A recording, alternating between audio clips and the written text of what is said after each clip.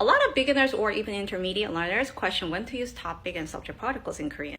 Because it's really like going to a French restaurant and eating it for the first time and you have so many knives and you're wondering when to use which one because all knives are meant to cut stuff. I have a study guide that explains everything in 40 minutes in video lesson as well, and then you're getting the sentence map and all the particle rules in one. But then at the same time, you should really be looking at the contexts of where this is coming from. Because in Korean, everything's built on the context, so that you can't just rely on grammar facts. The first scenario, Sarah stayed over at your place, you're making breakfast for her, and you start wondering what she generally eats in the morning. Then the question could be like, 사라는 아침에 뭐를 먹어요?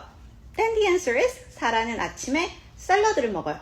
Second scenario, you guys all go out to eat. There's random salad that came up, but everybody orders steak, but still you don't want to waste it, right? So you start pointing out who eats salad, really. So then the emphasis on the who, right? Who's going to take care of the salad? So then the question could be, 누가 샐러드를 먹어요? And then, let's say Sarah eats it, then that's when you point out to Sarah and be like, 사라가 샐러드를 먹어요. And you give that salad to Sarah. I hope this cleared up a little bit. And there are all a lot of things that you mentioned, like adjectives with the particles. That's a whole different rule that you can check out with my study guides again.